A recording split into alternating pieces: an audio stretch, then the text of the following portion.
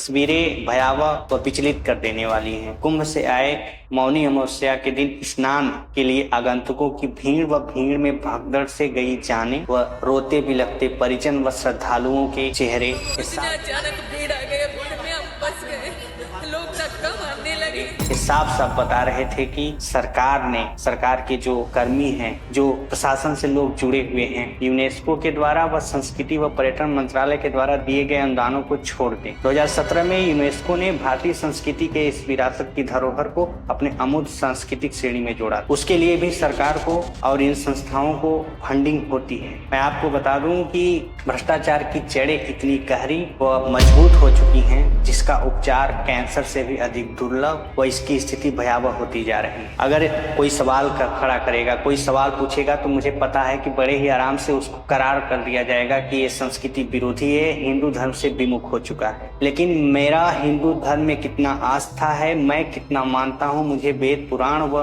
अपने धार्मिक सभ्यताओं का, संस्कृतियों का कितना आदर है, ये हमें पता है। हमें किसी से प्रमाणित होने की, किसी से रेडिफाई होने की जरूरत नहीं। सोशल मीडिया ही है जो इस कुंभ को इतना भव्य और दिव्य बना रही है। सरकारी संस्थाएं प्रमोशन में लगी हुई है। मीडिया के चैनलों के द्वारा चापलूसी से बड़े ही आराम से शो चलाए जा रहे हैं, लेकिन सोशल मीडिया के इस दौर में यूट्यूबर और इन्फ्लुएंसर लोगों ने हकीकत दिखाने की पुरजोर कोशिश की। छुपाया नहीं जा सकता। वही है ना भोजपुरी में कहावत कि माया बड़ी पगली, बालेपन मलमूत्र उठौनी तबो न माया भगली, मर गए मरघट तक पहुंचौनी तबो न माया भगली, हो माया बड़ी पगली, लगल रहे बगली, माया बड़ी पगली। आपसे मैं सवाल पूछता हूँ कि इसमें से कितने ऐसे लोग थे जो मंत्री, विधायक, सांसद या किसी भी वीआईपी सेलिब्रिटी थे जो इस प्रकार की मुसीबत सह करके स्नान की। फोटो और वीडियोस देखते ही बनते थे कि कितनी अच्छी व्यवस्था है, लेकिन स्थितियां ऐसी हैं कि जो टेंट सिटी स्थापित की गई है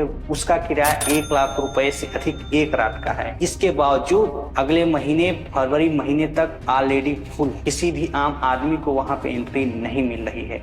ओस में आसमान के नीचे पन्नी ओढ़ करके सोने और बैठने पर मजबूर है। आपने वो वीडियो भी देखा होगा जिसमें क्रिकेट के सबसे बड़े धुरंधर खिलाड़ी, विश्व चैंपियनशिप महान हस्ती जिससे सचिन तेंदुलकर और ब्रायन लारा भी दूर सीखते हैं क्रिकेट का, उनके पापा भी आए थे महाकुंभ में स्नान के लिए। मैं समझ रहा हूँ, आप भी समझ गए होंगे मैं किसकी बात कर रहा हूँ। साधु महात्माओं के द्वारा उनको स्नान कराया जा रहा है। वाह वाह वाह वाह, क्या बात है, क्या बात है। मीडिया में सुर्खियां बन रही है कि बालक की तरह महात्मा लोग उनको नहला रहे हैं। किसी भी घटिया से घटिया चीज को, किसी भी क्लिप को इस प्रकार से रेडिफाई करके चलाया जाता है तो देखने में अच्छा और उसका नया एक अर्थ बना दिया जाता है। इससे पहले रिपब्लिक भारत का जो चैनल अर्णव गोस्वामी का है, उसमें दिखाया जा रहा था कि कैसे ट्रम्प और एलन मस्क कुंभ स्नान के लिए आए हैं और मुस्लिमों की जो कंट्री है उसमें हड़कंप मच गया। भाई साहब, मैं आपको बता दूं कि ना तो एलन मस्क और ट्रम्प कुंभ में नहाने के लिए आए थे,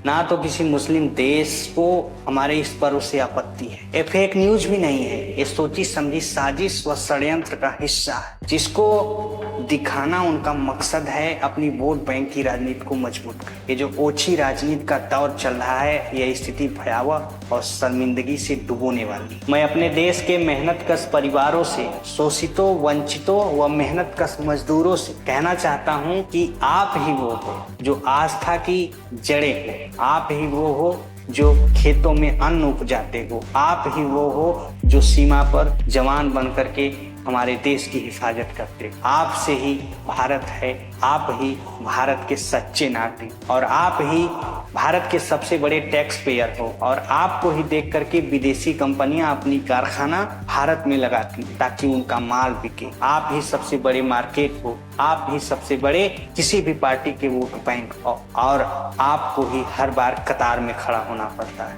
और जो श्रद्धालु अभी भी जाना चाहते हैं, आस्था के इस पर्व में सहभागी होना चाहते हैं, क्योंकि ऐसा महापर्व ग्रह नक्षत्रों की जो दशा और जो संयोजन बना हुआ है वो अब 2169 में देखने को मिलेगा। लेकिन मैं बात बता दूं कि जो ना जा पाए वो रैदास महाराज की 2 लाइनों को याद करें कि मन चंगा तो कठौती में गंगा। अपने माता पिता का पैर पसारे और उसी को चरणामृत समझ करके माथे पे लगाएं और उसी की 2 बूंदे छिड़क लें, आपका जीवन बच। और कबीरदास की पंक्तियां भी सटीक बैठती हैं इस स्थिति में। मोको कहाँ ढूंढे रे बंदे, मोको मतलब मेरे को, कहाँ ढूंढे रे बंदे, मैं तो तेरे पास में, ना तीरथ में ना मूरत में ना एकांत निवास। जय हिंद, वंदे मातरम।